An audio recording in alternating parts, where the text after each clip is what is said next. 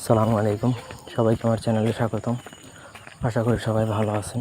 আজ আমি আপনাদেরকে একটা মহাকুফরি মন্ত্র দিব, যেটা দূর থেকে কাউকে বশ করা বা কাউকে কাছে টেনে নিয়ে আসা, এগুলোর জন্য নর্মালি প্রয়োগ করা হয়। তো প্রথম থেকে পুরো ভিডিওটা সবাই না টেনে শেষ পর্যন্ত দেখুন। আমার চ্যানেলটা সাবস্ক্রাইব করবেন, লাইক কমেন্ট শেয়ার করবেন।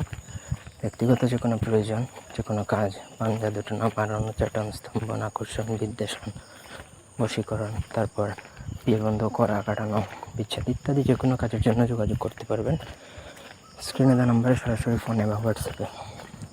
স্ক্রিনে দেখুন যে মন্ত্রটা, এটা গুরু মন্ত্র এবং এটা একটা কুফরি মন্ত্র। এটা পড়তেছি না আপাতত, এটা পড়লেই কুফরি হবে, সুতরাং অকারণে এটা পড়া দরকার নেই। এটা আপনি জাস্ট প্রথমত বীজ মন্ত্র গুরুর অনুমতি সাপেক্ষে গুরু চাণ্ডালি প্রদান করে মুখস্থ করে নিলে এটা সিদ্ধ হয়ে যাবে। সিদ্ধহস্ত হয়ে গেলে আপনি যখন তখন এটা প্রয়োগ করতে পারবেন। এটা প্রয়োগ করার জন্য কাঙ্ক্ষিত ব্যক্তির ছবি প্রয়োজন। তার ছবি আপনাকে তান্ত্রিক আচারে, তন্ত্রমন্ত্রের নিয়ম মেনে গুরু চাণ্ডালি প্রদান করে শ্মশানে 1 কপি ছবি নিয়ে যেতে হবে। শনি বা মঙ্গলবার দিনে উলঙ্গ অবস্থায় ছবিটা নিয়ে বসবেন। তারপর সেই ছবির উপর নিজের অনামিকা আঙুল থেকে 7 ফোঁটা রক্ত বের করে সেই ছবিতে দিবেন। তারপর এই রক্তটা মূলত ভোগ।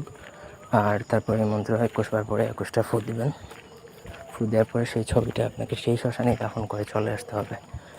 এটা করার 24 থেকে 48 ঘন্টার মধ্যেই কিন্তু আপনি আপনার কাঙ্ক্ষিত রেজাল্ট পেয়ে যাবেন। আপনার কাঙ্ক্ষিত মনের মানুষ বা যার জন্য এটা প্রয়োগ করবেন, সে আপনার জন্য অস্থির পাগল হয়ে যাবে, বশীভূত হয়ে যাবে। এটা দিয়ে যাকে তাকে বশ করা যায়। ধন্যবাদ।